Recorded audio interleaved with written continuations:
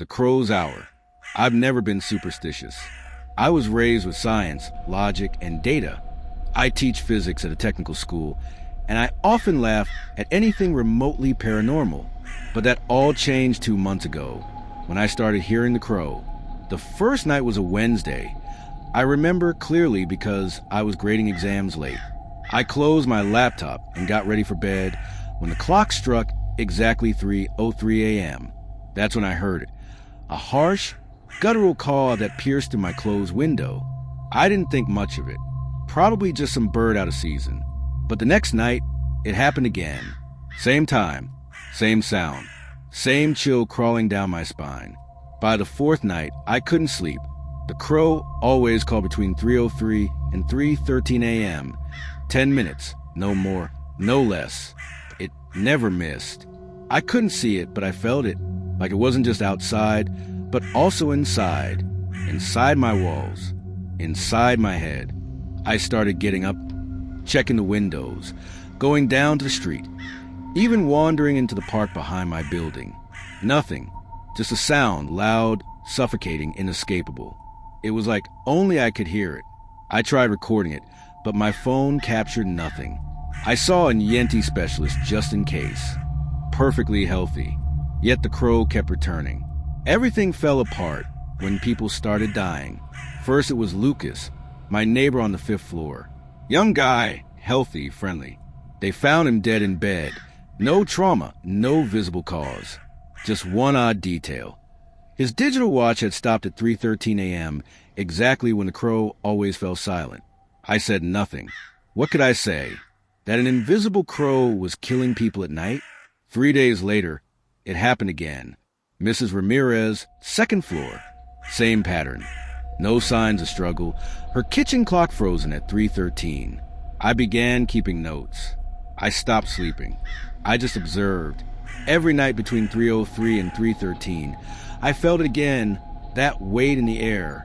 Sometimes, the crow's call was louder, closer. Once, I saw it. A shadowy winged figure perched on the street lamp across from my window, eyes glowing red like burning coals. I blinked and it vanished. I scoured city records, old newspapers, anything about strange sounds, birds, deaths. That's when I found it, an old local legend, the crow's hour. A forgotten superstition from the early 1900s. It claimed that at 3:03 a.m., a crack opened between worlds, and the crow was a herald for those who couldn't rest. It chose people with detuned souls. Whatever that meant, I started to wonder if I was next. On the night of April 21st, I decided to act. I hung a mirror in my room, facing the window where the crow usually appeared. I lit candles, not because I believed in rituals, but out of desperation. I sat in front of the mirror, staring at my own reflection. At exactly 3:03 a.m., the first call echoed. I closed my eyes. The second one, closer.